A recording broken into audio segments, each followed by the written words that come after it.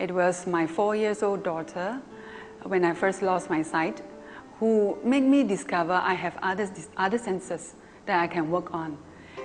She brought a packet of things and asked me whether she can eat.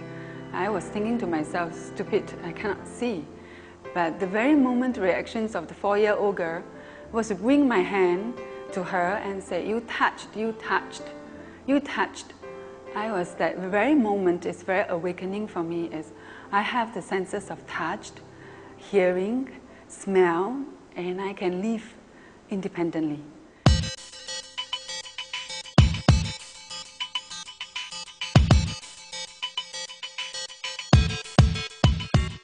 As you know, dialogue keeps place in complete dark rooms, and the blind people are, of course, out of their living condition, capable, I think, to manage even being capable to manage in complete darkness.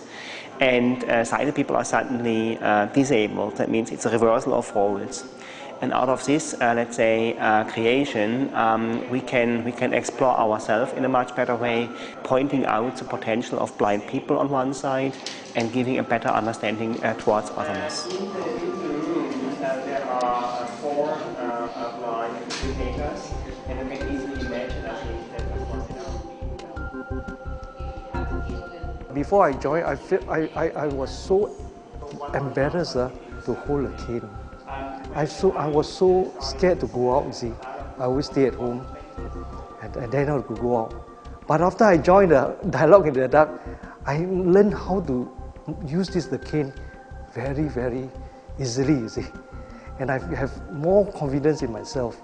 And we call it Dialogue in the Dark because it's also about this dialogue. Dialogue with your guide, dialogue with the other team members, dialogue with yourself, which is totally different from the dialogue you might have outside in the world without darkness. If you should be afraid of darkness, if you should not like it inside, just tell your guide. Your guide can bring you out at any moment of the tour, but please don't try if the visitor listened to a voice which is strong, which is self-confident, it is an important step to overcome their fears.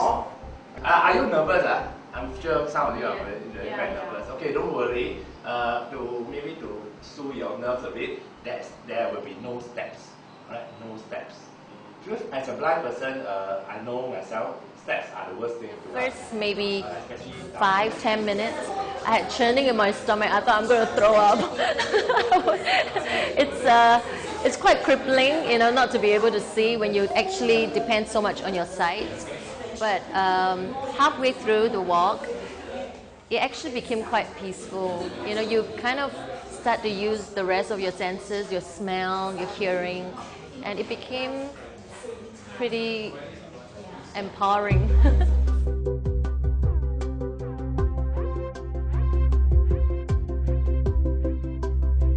Dialogue in the Dark has been around for more than 20-odd years, almost 30 years. All along it has been situated or located in a museum or exhibition complex. For the first time ever, it's located in an education institution, which and we are very fortunate to have it in Ngee Poly. What is unique, and hopefully it will not remain as a unique, let's say, endeavor, is that the entire operation is managed by students. That means the combination of an educational program for social learning, employment of disabled people, and of course raising awareness towards otherness. Yeah, this is a unique combination.